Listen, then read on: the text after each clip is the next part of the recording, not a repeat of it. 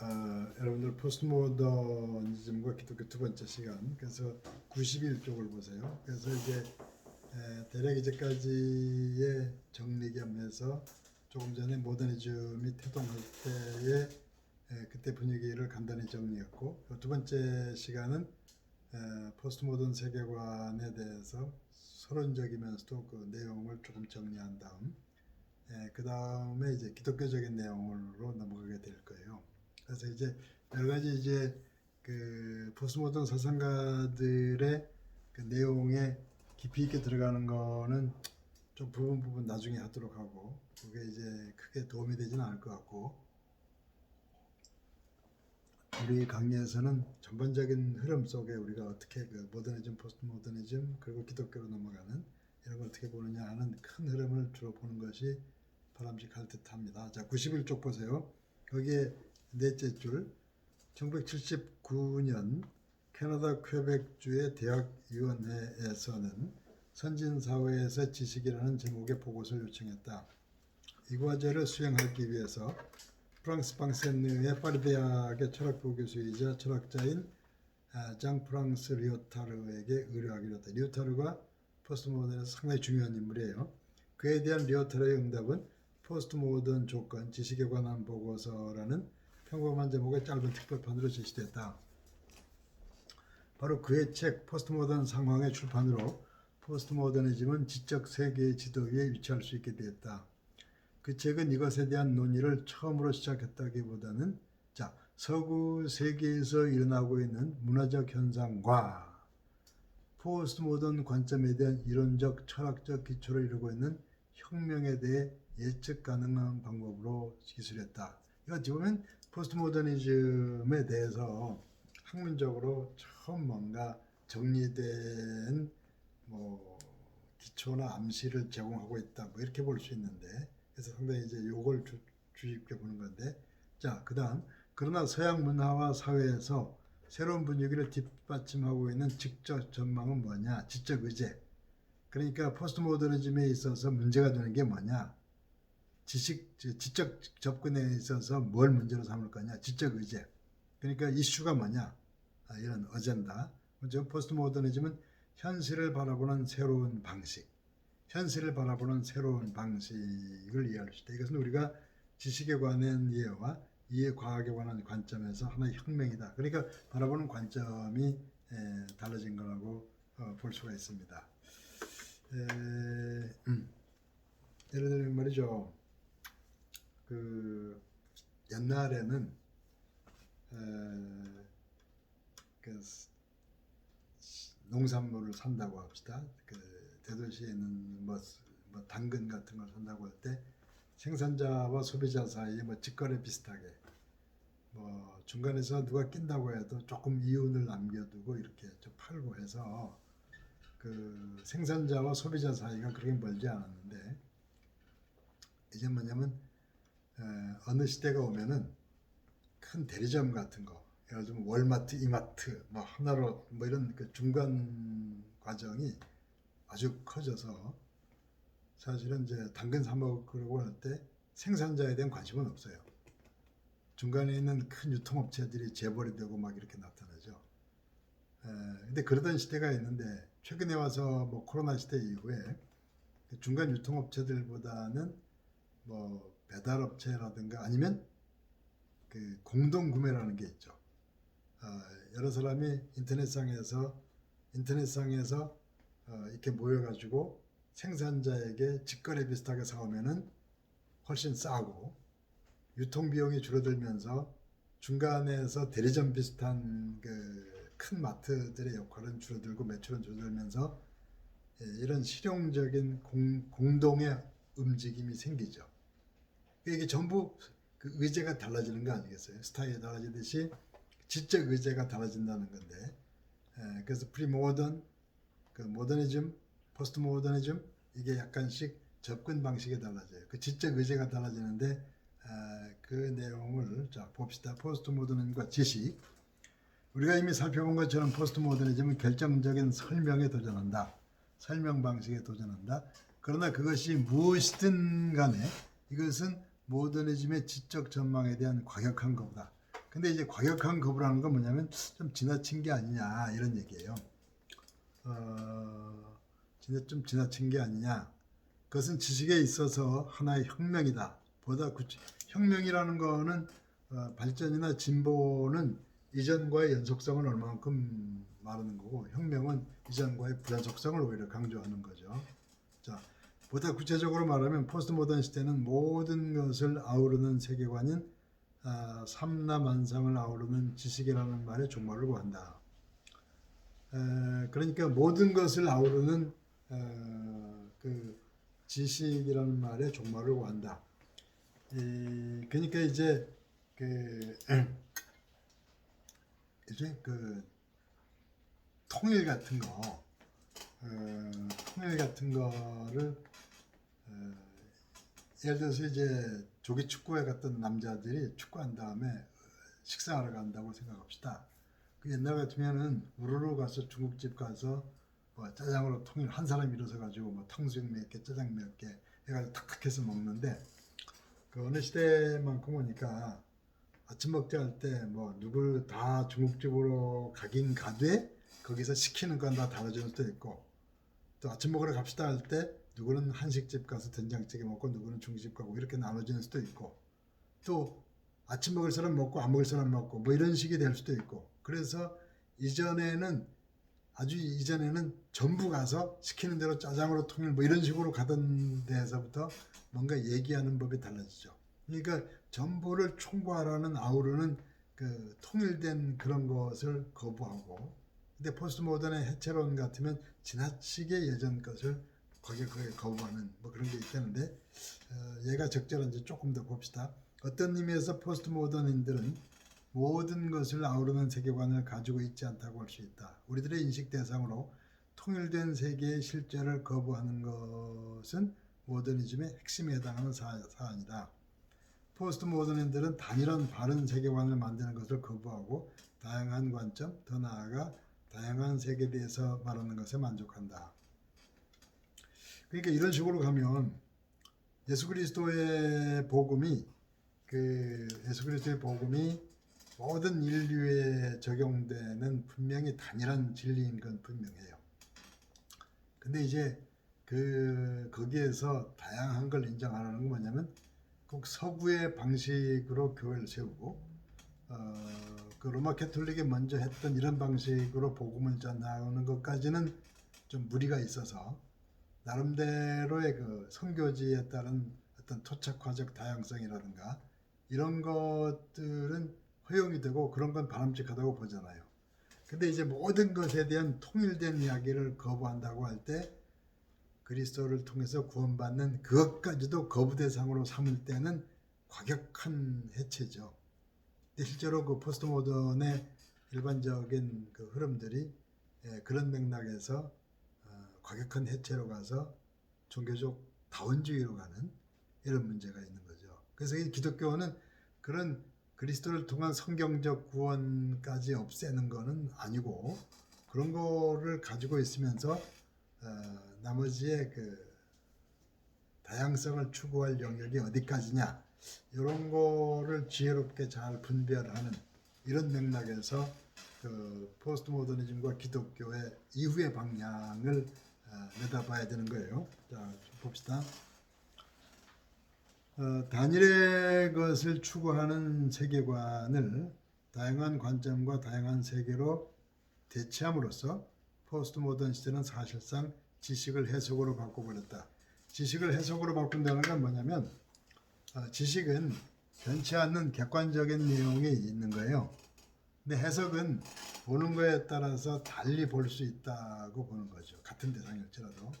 지식은 변치 않는, 객관적이라는 것은 누가 봐도 동일한 그런 고정된 그 하나의 내용이 있다는 것이고, 해석은 보는 바에 따라서 좀 다를 수 있다, 이런 얘기죠. 그래서 예를 들면 6.25 할 때 우리가 이제 예를 들면 어느 대통령까지는 6.25 하면은 뭐 남침, 그리고 이제 어찌지랴 해서 대한민국의 어떤 자유민주주의를 추구해온 이런 방향에서 6.25 하면은 딱 초등학교 때 배우는 게 하나였어요. 이제 붉은 공산군의 침략이라든가 이런 게 딱 하나였는데 어느 만큼 시대가 와서 좀 진보적인 대통령이 나오고 뭐 좌파적인 리더들이 나오면서 해석을 정반대로 하려는 시도도 보이죠. 그럼 이건 해석이 달라지는 거예요. 근데 저는 예전에는 해석에 다른 여지가 없이 한 가지 지식이었어요. 그게 이제 이렇게 막 달라지는 문제가 있죠. 자, 그 다음에 세계의 종말로서의 포스트 모더니즘, 모든 세계관의 상실은 계몽주의 프로젝트가 추구해온 객관적 세계의 종말을 구하는 것이다. 객관적 세계라는 것은 누가 봐도 동일한 거예요. 그러니까 이제 그 객관적 판단의 세계가 있는 거예요. 근데 이제 그 세계가 해석의 세계로 바뀌는데, 자, 우리 주변의 세계는 객관적으로 관찰할 수 있다는 가정은 모든 세계관의 기초를 이룬다. 객관적으로 관찰할 수 있다는 얘기는 뭐냐면 누가 봐도 동일한 결론으로 오는 객관적 그 세계가 있다는 거죠. 물론 뭐 1 더하기 1은 2 같은 것은 객관적으로 누가 해도 마찬가지죠. 누가 해도 마찬가지인데, 근데 이제 그 1 더하기 2는 3이고 2 더하기 1도 3이고 어느 정도 객관적이라고 할 수 있어요. 근데 이제 그 살아있는 것들에 대입을 해봅시다. 예를 들어서 한 젊은이와 그러니까 한 여자와 한 청년과 처녀가 만나서 가정을 이룬다고 해봐요. 1 더하기 1이죠.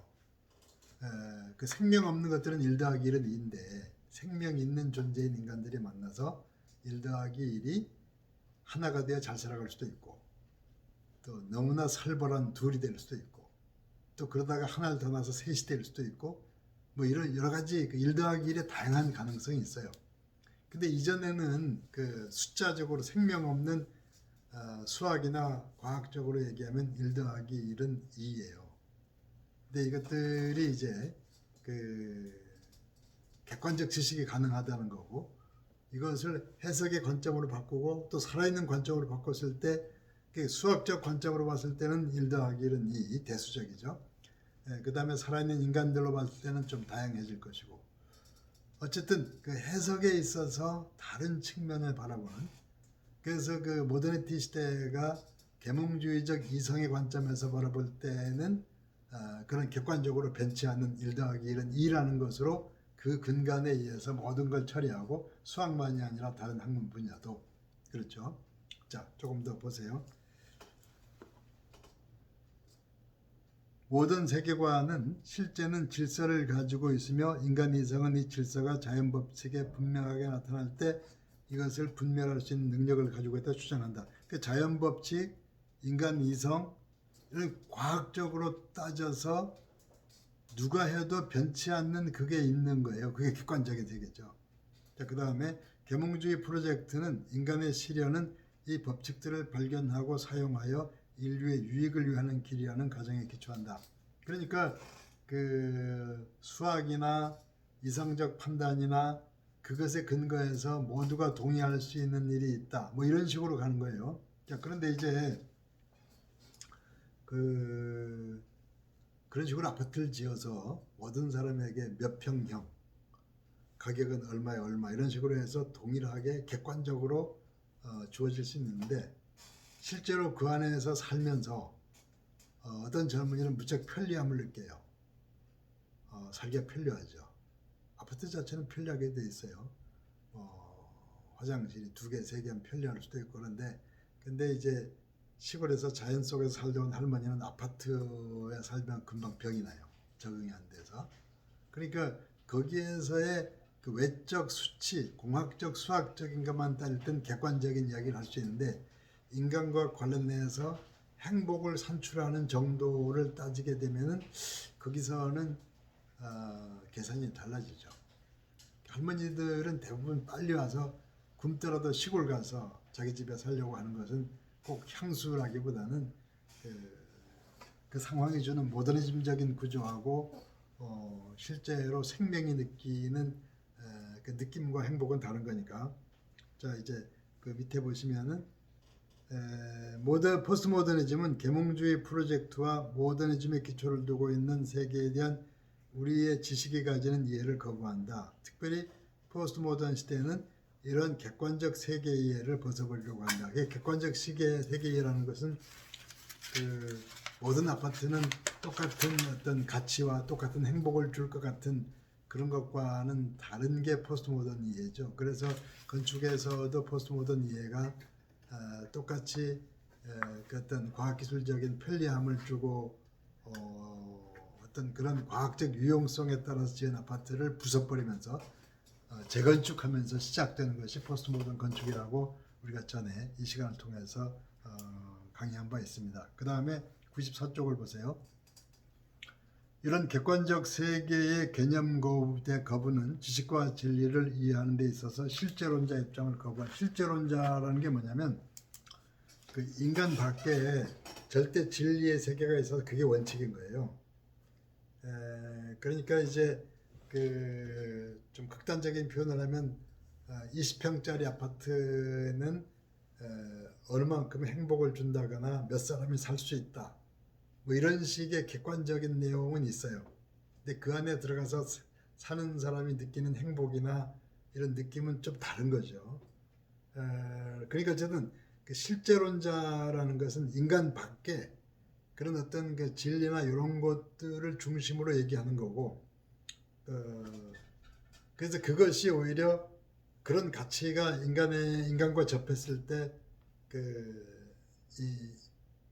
그 밖에 있는 가치를 주로 얘기하는 게 실제론이라면은 포스트 모던은 인간들이 그것과 실제로 조우했을 때 그 결론 내리게 되는 여러 가지 그 다양한 상황 같은 거를 중시한다고 볼 수 있는데, 자 조금 더 봅시다.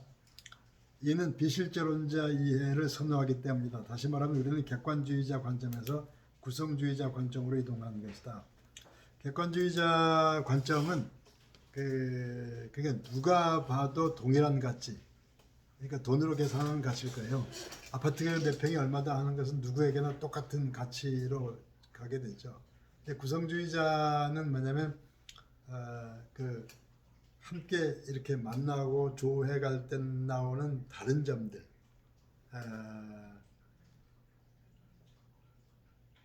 그러니까 어쨌든 간에 실제론자로부터 입장을 아까 이전에 강의할 때 빈티지 포인트라는 게 있었어요. 거기서 보면 누가 봐도 같은 결론을 내릴 수 있는 그런 지점이 있는데, 근데 빈티지 포인트를 강조하는 것이 모더니즘의 이성적 관점인데, 근데 이제 그 포스모던 관점은 그런 빈티지 포인트와 객관적인 차원으로부터 하나의 객관적인 하나의 단일한 결론을 거부하고 폭력으로 여기면서 개별성과 다양성 이런 식으로 해서 그것도 이제 같이 구성해 간다는 그런 차원에서 진리가 구성되는 것처럼 얘기하는, 조금 더 보면서 설명합시다. 이제 매일 이어지는 일상생활 대부분에서 우리는 세계 지식 진리에 대해서 객관주의자 이해를 통해 살아간다. 사실상 우리는 이런 상식적인 세계관을 자명한 것으로 받아들인다. 우리는 세계가 객관적으로 실제하고 추정하며 인간 행위와는 독립적으로 본래의 질서를 따라 움직여 간다고 주장한다. 그러니까 여기서 인간 행위와 독립적으로 본래의 질서를 따라 움직여가는 그게 객관적 실제예요. 주로 그것에 관심을 가지고 있는 것이 모더니즘의 지식들이에요. 근데 모더니즘의 지식이 그러니까 인간 밖에 있고, 인간 밖에 이미 진리로서 구성되어 있고, 인간이 개입하지 않아도 이렇게 객관적으로 실제하고, 이런 것이 모더니즘이 가지고 있는 진리 개념이고, 모더니즘적 이성은 어떻게 빈티지 포인트를 설정해서 그걸 진리로 받으려고 하죠. 그런데 이제 그것이 구성주의자 관점에서 포스트 모던 시대로 오면 누군가에 대해서 폭력이 될 수도 있는, 그래서 이제 다양성을 강조하면서 새로운 시대를 열어가는, 어찌 보면 그 서구의 과학기술이 앞선 서구적 관점이 온 세상을 주도해 갈 때 서구적 관점이 서구에게만 실용성이 있는 게 아니고 모든 다른 나라에도 도움이 되고 실용성이 있을 거라고 해서 갔는데, 그래서 서구인들이 보기에는 전기가 없는 암흑, 그리고 뭐 문맹, 여러 가지 비문명 자체를 불행요, 어찌 보면은 그 마귀 사탄의 세계처럼 보았는데, 오히려 그 서구 문명이 없던 그 사람들은 나름대로 그 세계에서 행복한 삶을 살고 있을 수도 있었어요. 근데 그것을 서구적 관점에서 보면은 비문명이고, 그리고 그 어찌 보면은 불행한 것이고, 그런 서구 일방성에 대한 교정 및 도전 같은 것이 이제 그 포스트 모던 시대의 그 빈티지 포인트를 거부하고 객관적 실제론을 거부하고 그러면서 구성주의적 관점으로 가는 이런 것들이 이제 그 포스트 모던이 시작하는 내적 구조라고 하는 건데, 좀 더 봅시다. 이제 매일 우리들 대부분은 인간의 지성이 이런 외적 비인간적 실제를 다소간 정확하게 볼 수 있다고 가정한다. 지성, 이성 이것이 주축이 되죠. 또한 우리들 대부분은 인간 지성의 산물인 언어는 세계가 무엇과 같은지 우리 자신들에게뿐 아니라 다른 사람들에게도 알려줄 수 있는 적절한 의미를 제공한다. 이런 객관주의자의 가정을 만들면서 우리는 진리에 대한 대응 이론이라고 보는 것에 따라 움직인다. 그래서 그 진리에 대한 대응 이론, 그 영어 구조를 보면은 앞에 그 코레스판던스라고 되어 있는데, 그 어떤 것에 대해서 같은 반응을 보여요. 레스폰스는, 그러니까 그 객관주의자 가정, 누가 봐도 같은 내용이라 같은 결론에 도달할 수 있다는 것이 객관주의자 가정이에요. 그 서구 문명에 대해서 서구 사람들만이 편리한 게 아니고 우리가 비서구에 전해지면 그들도 똑같은 편리함을 느낄 거라고 생각을 하죠. 이것은 그 똑같은 결과를 가져올 거다. 객관적이라고 보고 대응 이론이라고 보는 건데, 근데 사실 그 어느 아랍에 가서 그 유목민족들이 그 사는 그쪽에 가서 아파트를 대량으로 건설해서 거기 들어가 살라 그랬더니 전부 아파트 앞에 텐트 치고 사는 뭐 그런 사람들이 있었죠. 그러니까 뭐 그 비슷하게 그들에게 옳다고 해서 모든 사람에게 옳고 행복을 주는 건 아니라는 그런 얘기를 할 수 있는데, 그 정도는 어느 정도의 다양성인데, 그 포스트 모던의 해체 이론 같으면 그 전면 거부하는 이런 과격한 거부, 이런 게 문제가 돼요. 조금 더 봅시다. 이제 이론에 의하면 어떤 주장은 사실일 수도 있고 틀린 것일 수도 있다. 우리는 이것을 우리가 사는 세계와 비교함으로써 사실인지 아닌지를 가릴 수 있다. 만약 당신이 냉장고 안에 애플파이가 있어야라고 말한다면 이것이 사실인지 알아보기 위해서 냉장고를 열어보기만 하면 된다. 객관주의자 가정이 사실인지 작동하게 하려면 실제론자는 우리들의 주장과 그것이 만들어진 객관적 세계 사이 조화가 되는 것을 진리라고 정의 내린다.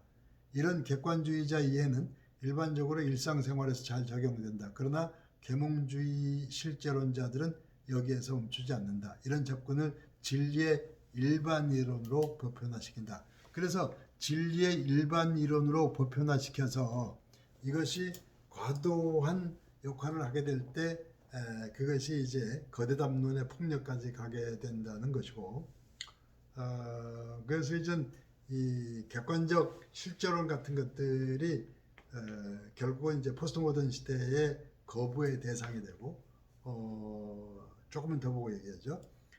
적어도 이론적으로 인간 지성은 실제를 전체로서 파악할 수 있으며 세계가 실제로 존재하는 방식에 대해 완전하게 설명할 수 있다고 그들은 주장한다. 이런 이론을 주장하는 사람들은 실제의 한계를 확장하여 우리 주변의 일상적인 대상뿐만 아니라 자연과학을 통해 탐구되고 있는 자연의 전체 영역까지 이해할 수 있다고 믿는다. 역사를 포함하여 인간을 우주의 중심에 놓고 그 존재를 연구하는 것으로 규정하는 인간 연구의 모든 영역에서 분명한 지식을 할 수 있다고 주장한다.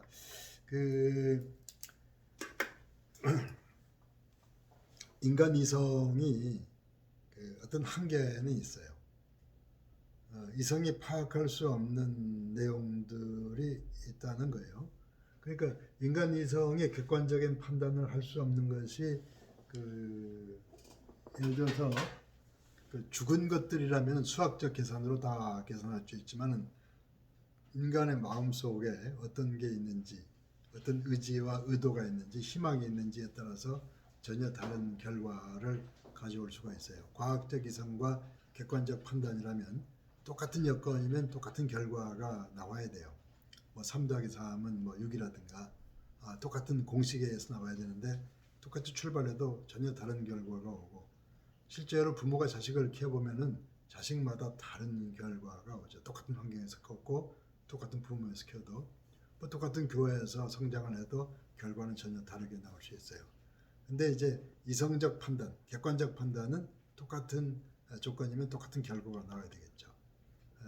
그런 점에서는 이성적인 것에 한계가 있어요. 그러니까 그 근대 이전에는 그 하나님의 뜻에 따라서 개별적 다양성이 나오게 되죠. 그런데 이제 그 포스트 모던 시대에는 그 하나님의 섭리가 아닌 그 어떤 모더니즘적 객관적인 진리 설정에 대한 거부와 해체를 얘기하면서 그런 다양성을 얘기하죠. 그래서 그 과격한 거부라고도 하는데, 조금 더 몇 줄만 더 봅시다. 포스트 모던 사상가들은 더 이상 이런 거대한 실제론자 이상을 계속해서 지지할 수 있는 것으로 생각하지 않는다. 그들은 그것이 기초하고 있는 근본적 가정을 거부한다. 즉 우리가 사는 이 세계는 우리들의 고유한 특성으로 쉽게 구분할 수 있는 물리적 객체로 구성되어 있다는 가정의 것이다. 그러니까 고유한 특성을 가진 개체다.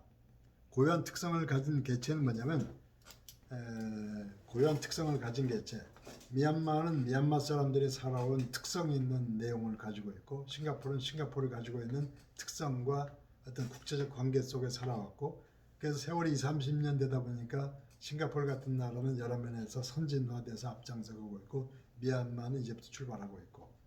근데 이제 한 30년 전에는, 3, 40년 전에는, 40년 전만 해도 50년쯤 전인가요? 그때는 미얀마나 싱가포르나 객관적으로 비슷한 상황에 있었다고 그래요. 그렇다면 그 객관적인 상황에서부터 비슷한 결과가 도출됐어야 되는데, 그 고유한 특성들을 고려할 때 다른 결과가 있죠.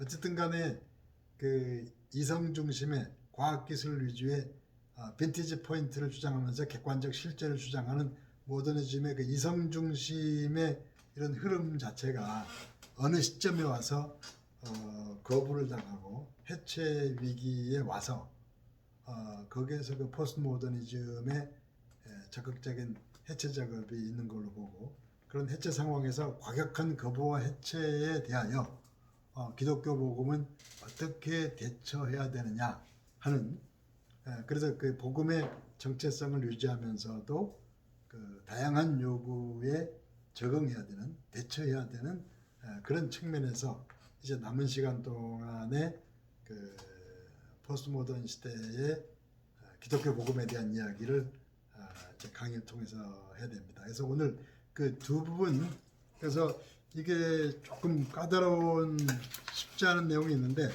그 읽어드린 그 내용에 대해서 모더니즘의 그 세계 태동 부분과 포스트 모던의 그 관점 부분 요 앞에 있어서 여러 번 읽고 이것을 반으로 요약해서 타이핑해서 파일로 보내주시면서 그걸 출석 메일로 잡죠.